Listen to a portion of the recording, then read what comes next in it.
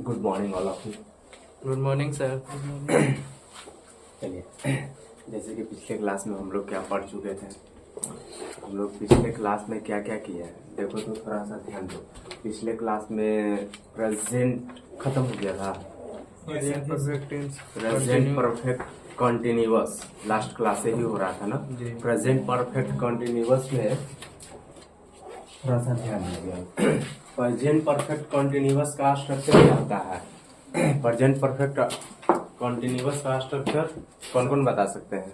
चलिए गोल्ड आप बताइए। Subject plus have plus been plus before plus other word. ठीक है, अब हम बताए थे कि फोर या सिंस नहीं लगेगा बाई टाइमिंग के साथ। हाँ, जब बाई टाइमिंग के साथ फोर या सिंस का प्रयोग करने के लिए जब बताए थे तो वहां पे थोड़ा सा ध्यान दीजिए। हम कल बोले थे कि सिंस का प्रयोग कहाँ होता है और फोर का प्रयोग कहाँ होता है। सिंस का प्रयोग जो होता है वह डिफिनिट टाइम के लिए क्या होता है? डिफिनिट समय के लिए। तो ये फिक्स्ड होता है। क्या होता है? सिंस का प्रयोग जो होता है हम लोगों का क्या है? फिक्स होता है। जैसे हम कह सकते हैं कि पार्ट्स ऑफ अ डे है, मतलब कि दिन का जो भी है, जैसे कहने का मतलब कि सिंस मॉर्निंग, जैसे इवनिंग, सिंस इवनिंग यानी कि दिन का ये। और फिर स्टेजेस ऑफ लाइफ का स्टेजेस, जैसे कहने का मतलब है कि चाइल्डहुड, बचपना जो होता है वो सब क्या हो गया आपका? वो सब डेफिनेट हो गया, यानी कहने का मतलब है कि फिक्स टाइम हो गया। ठीक है, जैसे डे, डेट, मंथ और ईयर, ये सब क्या है? फिक्स्ड टाइम है। जैसे अगर मंडे, ट्यूसडे, जैसे हिंदी में उसको बोलते हैं सोमवार, मंगलवार, बुधवार, यानी कि कह रहा है कि डे का पूरा डेट, जो भी डेट आ जाए वो सब क्या हो जाएगा? पूरा वो सब फिक्स है। ठीक है, मंथ जो भी आ जाए, मंथ जनवरी फरवरी जो भी 12th मंथ। ठीक है, फिर उसके बाद ईयर, तो ईयर में सिंस 2010, सिंस 2016, इस टाइप से क्या हो जाता है? ये आपका सिंस का प्रयोग हो गया। ठीक है, अब उसी प्रकार से अब चलते हैं हम लोग फोर का प्रयोग, कि फोर का प्रयोग कहाँ कहाँ होता है। तो फोर का प्रयोग कह रहा है कि ड्यूरेशन ऑफ टाइम और calculate time. Duration of time यानी कि चल रहे समय जो कहता है कि 2 घंटों से, 2 घंटों से, 4 दिनों से। तो ये सब जो है ना ड्यूरेशन ऑफ टाइम, चाहे कैलकुलेटेड टाइम होता है।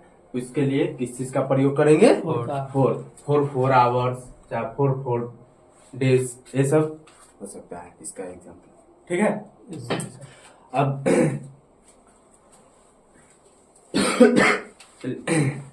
क्वेश्चन दिए थे ना, क्वेश्चन एग्जाम्पल हो गया था। इसको अगर लिखना है तो लिख लीजिएगा। ठीक है, अब उसके बाद हम स्टार्ट करेंगे आगे पास्ट। क्या करेंगे? Past tense. ठीक है, चलिए थोड़ा सा समझिएगा पास्ट टेंस क्या है। पास्ट टेंस किसको कहते हैं? कह रहा पास्ट टेंस, थोड़ा सा ध्यान दो।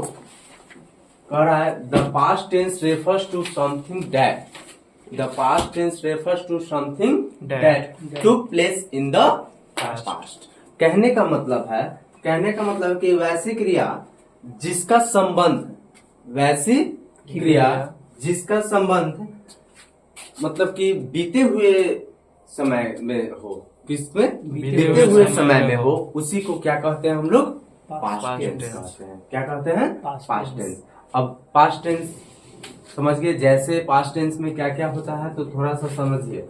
जैसे अगर पास्ट में अगर प्रेजेंट में क्या हुआ था? डू या डज पढ़ना चाहिए थे ना, डू या डज। अब पास्ट टेंस में क्या करेंगे? अब डिड का प्रयोग करेंगे, क्योंकि डू जो है वर्ब के फर्स्ट फॉर्म है, अब वर्ब के फिफ्थ फॉर्म है डज। ठीक है, अब वर्ब के सेकेंड फॉर्म जो होता है डिड होता है, और फिर वर्ब के थर्ड फॉर्म क्या होता है? डन होता है। ठीक है, अब वर्ब के फोर्थ फॉर्म तो जानते हैं कि वर्ब के मेन फॉर्म में आईएनजी जब लगा देंगे तो क्या हो जाएगा? डूइंग हो जाएगा। ठीक है, तो ये वर्ब के थर्ड फॉर्म है, वर्ब के फोर्थ फॉर्म में क्या आ जाएगा? डूइंग, आईएनजी लगेगा। क्या लग जाएगा? आईएनजी। तो ये वर्ब के कौन सा रूप हो जाएगा? चौथा रूप हो जाएगा। ठीक है ना? चलो, अब इसके बाद हम लोग चलते हैं kinds of past tense. Past tense का क्या है? प्रकार कितने प्रकार का होता है। जैसे हम प्रेजेंट का 4 काइंड्स बताए हैं, क्या क्या बताए हैं? प्रेजेंट इंडेफिनिट या सिंपल प्रेजेंट उसी को बोले थे, प्रेजेंट कॉन्टिन्यूअस, फिर उसके बाद present perfect, present perfect continuous. ठीक है, यही ना। अब आ जाइए पास्ट टेंस में। पास्ट टेंस में क्या होता है कि थोड़ा सा समझिएगा। पास्ट टेंस क्या कहता है कि पास्ट टेंस भी उसी तरह से प्रेजेंट का ही जो 4 काइंड्स हुआ, तो पास्ट टेंस का भी 4 काइंड्स होता है। ठीक है, जो कौन कौन है? प्रेजेंट इंडेफिनिट टेंस, जो कि उसी को सिंपल पास्ट टेंस कहते हैं। सॉरी, पास्ट टेंस प्रेजेंट बोल दिया। ठीक है, यहाँ पे अब क्या है सेकेंड नंबर में कि पास्ट कॉन्टिन्यूअस टेंस।